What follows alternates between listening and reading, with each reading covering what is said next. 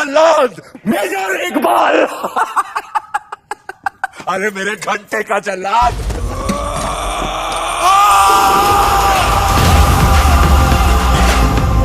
Action.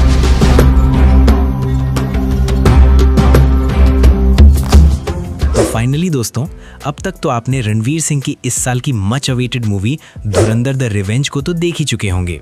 और अगर आपने अभी तक इस मूवी को नहीं देखा है तो आपको ये मूवी एक बार ज़रूर देखना चाहिए, क्योंकि ये एक ऐसी मूवी है जिसने 4 सेकंड की रील्स देखने वाली जनरेशन को 4 घंटे की फिल्म देखने के लिए लाइन में खड़ा कर दिया है। और लोगों में इस फिल्म के लिए इतना ज़्यादा क्रेज़ है कि इस मूवी ने अपने रिलीज़ के सिर्फ 13 दिन में ही 1435 करोड़ की कमाई करके कई सारे बड़े फिल्मों के लाइफ टाइम कलेक्शन से भी आगे निकल गई है।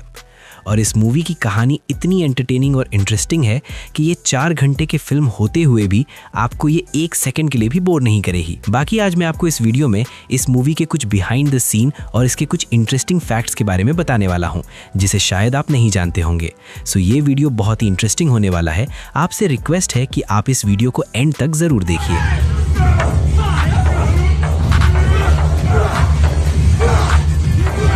धुरंधर द रिवेंज इस साल की बेस्ट स्पाई एक्शन थ्रिलर वाली फिल्मों में से एक है, जिसकी ऑलमोस्ट पूरी शूटिंग को इसके फर्स्ट पार्ट के साथ ही शूट कर लिया गया था। बट जैसे ही इसका फर्स्ट पार्ट रिलीज के बाद ब्लॉकबस्टर हुआ, तभी इसके मेकर्स ने इसके दूसरे पार्ट को और भी इंटेंस और इंटरेस्टिंग बनाने के लिए इसमें कुछ नए सीन को भी ऐड करने का फैसला किया, जैसे कि मेजर इकबाल के फादर का सीन। पहले ये सीन इस मूवी में नहीं होने वाला था। मेजर इकबाल के फादर वाले सारे सीन को इसके फर्स्ट पार्ट के शूट होने के बाद सिर्फ 1 दिन में शूट किया गया था, जैसा कि आप यहाँ पे मेजर इकबाल और उसके फादर के सीन को शूट होता हुआ देख सकते हैं। और ये वही इंसान है जिन्होंने अपनी एक्टिंग से मेजर इकबाल के लिए हम लोगों को सैड फील करा दिया था। और यही हम लड़कों की रियलिटी है। हम सब की भी घर के बाहर मेजर इकबाल की तरह ही इज्जत होती है, लेकिन घर में आते ही और आपने ये नोटिस जरूर किया होगा कि पूरी फिल्म में जब भी कोई गाली देता है तो सेंसर बोर्ड उस गाली पर बीप लगवा दिया। पर मेजर इकबाल के फादर ने जितने भी गालियां मेजर इकबाल को दी, उसे सेंसर बोर्ड ने टच भी नहीं किया, क्योंकि इस फिल्म के डायरेक्टर पहले ही जानते थे कि किस गाली पे सेंसर बोर्ड बीप लगा सकता है। इसीलिए आदित्य धर ने इस सीन के लिए ऐसी ऐसी गालियों का सिलेक्शन किया जिसे सेंसर बोर्ड हटा ही नहीं सकता था, क्योंकि वे अच्छी तरह से जानते थे कि इस सीन में गालियां ही बहुत इंपॉर्टेंट है। मैंने आदित्य के साथ बोला था कि यार देख ले, ये सच्ची में जरूरी है तेरे लिए। मतलब इतना ये भी वो भी ये भी सब। मैंने कहा बीप बीप कहता पाजी गालियां ही वही रखी हैं जिस पे बीप ना आए। अगर आपने इस मूवी को देखा होगा तो आपको तो मालूम ही होगा कि इस मूवी की कहानी स्टार्ट ही रणवीर सिंह की बैक स्टोरी से होती है, जिसमें हमें ये देखने को मिलता है कि आखिर क्यों जसकिरत हमजा अली मज़ारी बनता है। और इस पूरे बैक स्टोरी वाले सीन को पंजाब के कई अलग अलग लोकेशन में शूट किया गया है, जैसा कि आप यहाँ पे देख सकते हैं। और अब आप उस सीन को शूट होता हुआ देख सकते हैं जिसमें जसकिरत अपनी बहन को बचाने के लिए विधायक के घर में घुस जाता है। एक रणवीर ने अपनी बहन के लिए एक बंदूक से पूरे कॉलेज को डरा दिया था, तो वहीं दूसरे रणवीर ने अपनी बहन के लिए एक बंदूक से विधायक की पूरी नस्ल ही खत्म कर दी। बाकी आपको इन दोनों रणवीर में से किस रणवीर का एक्शन सबसे ज़्यादा ब्रूटल लगा, आप मुझे कमेंट में ज़रूर बताएं। बाकी आप यकीन मानिए, रणवीर सिंह इस रोल में उतना ही दमदार है जितना कूपर इंटरस्टेलर मूवी के इस सीन में। रणवीर सिंह ने इस सीन में सिर्फ एक्टिंग नहीं की, बल्कि इस सीन को खुद जिया है, जिसमें आप रणवीर सिंह के चेहरे पर एंगर, शॉक, फियर और पेन एक साथ देख सकते हैं। इसके बाद हमें इस फिल्म की कहानी वहीं से दिखाई जाती है जहां से इसका पहला पार्ट एंड हुआ था, यानी कि रहमान डकैत के मौत के बाद से। और आप यहां पे रहमान डकैत के कब्रिस्तान वाले सीन को शूट होता हुआ देख सकते हैं, जिसमें रहमान डकैत की वाइफ रणवीर सिंह को जोर से एक थप्पड़ मारती है। बाकी क्या आपने ये बात नोटिस किया कि जिसको सौम्या टंडन यानी कि रहमान डकैत की बीवी थप्पड़ मारती है, वही लायरी पर राज करता है। जैसे कि इसके पहले पार्ट में अक्षय खन्ना को थप्पड़ पड़ा तो अक्षय खन्ना लायरी पर राज करते थे, तो वहीं इस पार्ट में रणवीर सिंह को थप्पड़ पड़ता है तो अब रणवीर सिंह लायरी का किंग बन जाता है।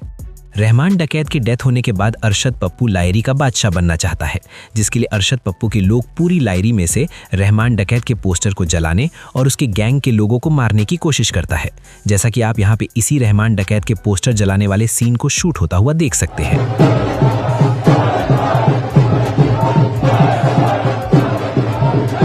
और फिर इसके बाद हमजा उजैर को विश्वास दिलाता है कि रहमान डकैत को मारने में अरशद पप्पू का ही हाथ है, और फिर उजैर और हमजा दोनों मिलकर अरशद पप्पू के आदमियों को चुन चुनकर मारने लगते हैं।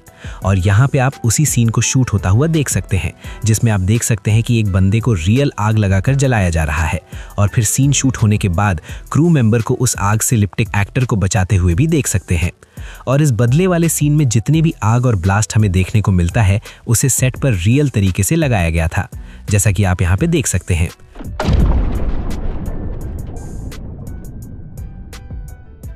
और फिर इसके बाद अब संजय दत्त की एंट्री होती है, जिसे इन दंगों को रोकने के लिए भेजा जाता है। और आप यहाँ पे संजय दत्त और एम्बुलेंस वाले सीन को शूट होता हुआ देख सकते हैं। और फिर फाइनली संजय दत्त इन दंगों को कुछ इस तरह से कंट्रोल कर लेता है, जैसा कि आप यहाँ पे देख सकते हैं।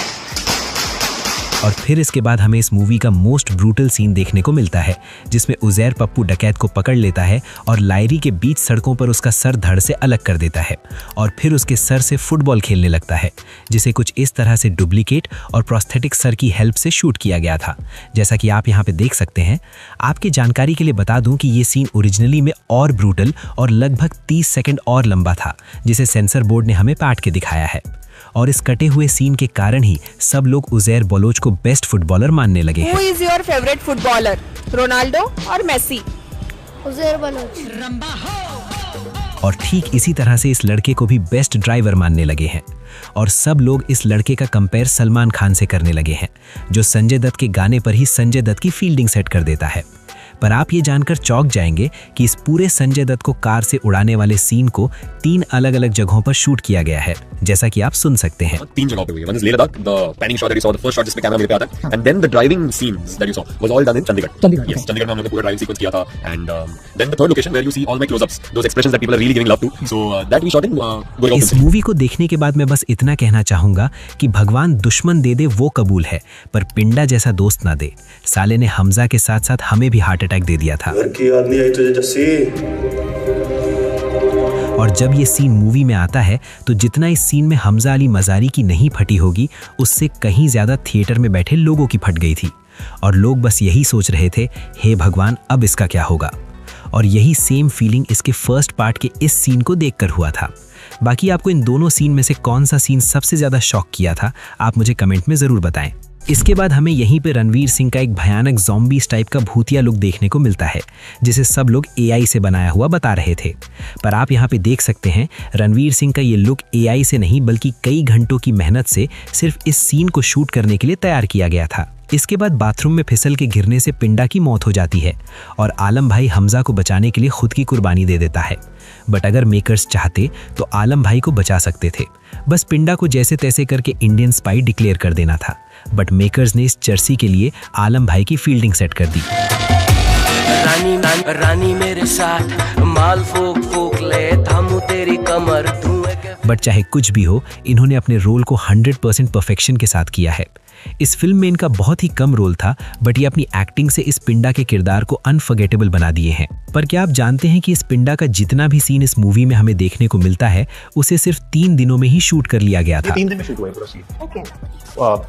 1.5 दिन में एक डायलॉग ड्रामा और बाकी 1.5 दिन में फाइटिंग सीन फाइट हो गया। बाकी इस फिल्म से ये बात कंफर्म हो गई है कि अभी जीजा समाज में डर का माहौल चल रहा होगा, क्योंकि इस फिल्म में भी जसकीरत अपने जीजा की फील्डिंग ठीक उसी तरह से सेट कर देता है जिस तरह से एनिमल मूवी में रणवीर कपूर ने अपने जीजा का किया था। ये क्या बात करता है यार? मार साले का खोपड़ी तोड़ साले। सॉरी। या फिर मिर्जापुर में गुड्डू भैया ने।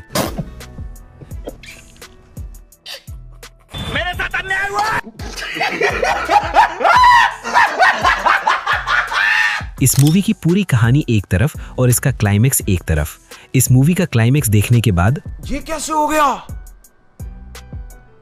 है? क्लाइमेक्स में हमें सस्पेंस के साथ रणवीर सिंह और अर्जुन रामपाल का जबरदस्त एक्शन सीन देखने को मिलता है, जिसे बड़े पर्दे पर देखने का अलग ही मजा है, जिसे कुछ इस तरह से रियल लोकेशन पर शूट किया गया था, जैसा कि आप यहाँ पे रणवीर सिंह को अर्जुन रामपाल पर वायर्स की हेल्प से जंप लगाते हुए देख सकते हैं। इसके बाद इसी फाइट सीक्वेंस के एक सीन में एक ऐसा मोमेंट आता है जहाँ मेजर इकबाल हमजा को चेन से कुछ इस तरह से जकड़ लेता है। तब हमजा यहाँ पे सेम वही मूव और ट्रिक लगा के बाहर निकलता है, जिसे वो अपने ट्रेनिंग के दिनों में सीखा था।